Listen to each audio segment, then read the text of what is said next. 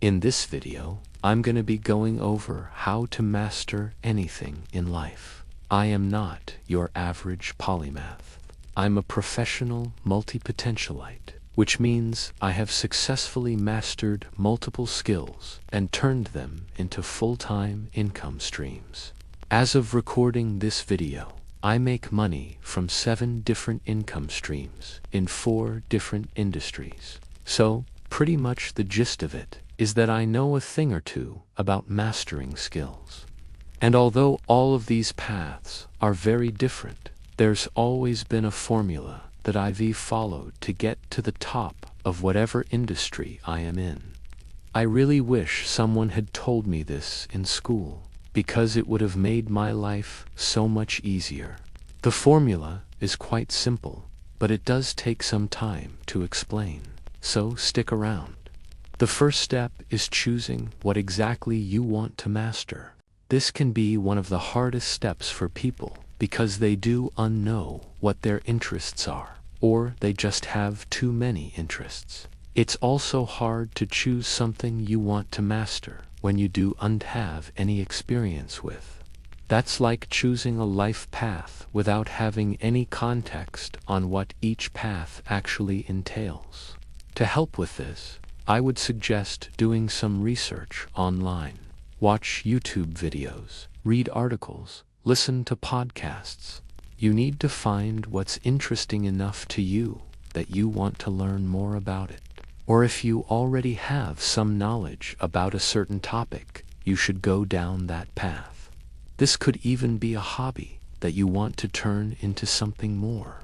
For example, you could start out learning how to bake just for fun, then turn it into a side hustle, and eventually, maybe even a full-time business.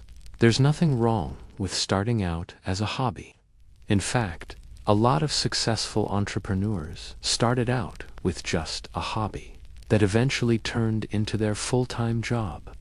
Next, you need to ask yourself honestly, do I really want to do this? Because once you start, you won't be able to do it for the rest of your life. Your journey will probably last for years. You might even dedicate 10 years of your life to this path. The reason why I say this is because, in order to become good at something, it takes 10 years of consistent practice. But if you really enjoy what you're doing, then you won't even see those 10 years go by.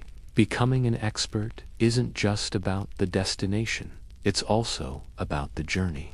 If you've decided to go down this path, here's what you'll need. The first thing is dedication. If you want to master something, you must be dedicated. Now, I'm not saying you need to be glued to your desk for 8 hours a day, every single day for the next 10 years. But you do need to put in some effort.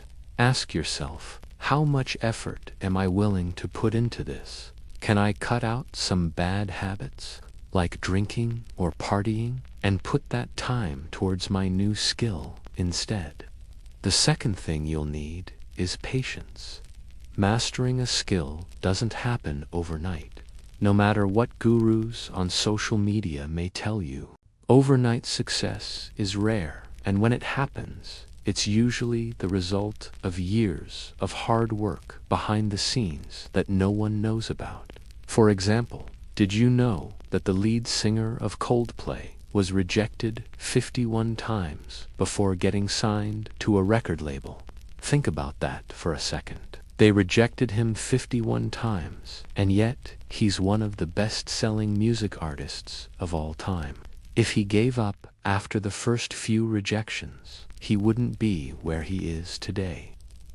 Another thing I want you to remember is that everyone has different starting points. Some people will start out really good at whatever it is they're trying to master, and some people will suck when they first start out. Everyone has different backgrounds, skill sets, and mindsets. What matters most is that you show up every day and do the work. When you're just getting started out, don't compare yourself to others who have been doing it longer than you. It's just going to discourage you and demotivate you to keep going. Instead, Look back on yourself and see how far you've come from when you first started out. That should be what drives you to keep going. Now that you've chosen what you want to master and you're ready to get started, it's time to do the work. But how do you actually do the work? Well, first off, you need to break it up into small, actionable steps. Let's say you want to become a writer. One way you can do this is by writing 1 page a day. 1 page seems like such a small and easy task that it should untake more than an hour or two. By breaking down your goal into small actions, you can focus on making progress rather than focusing on how far away the end goal seems.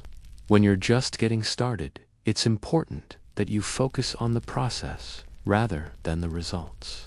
So just write that 1 page and move on. Don't worry about whether or not it's good or bad.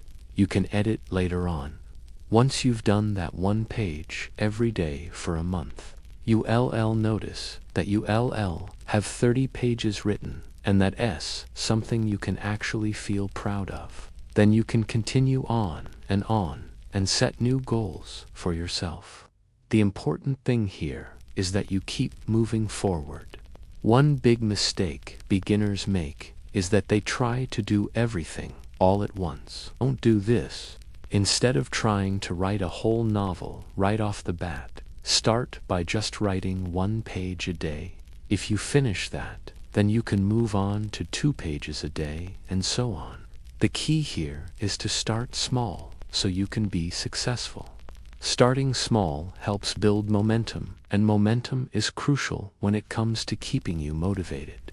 When you feel like you're making progress, you're more likely to want to keep going.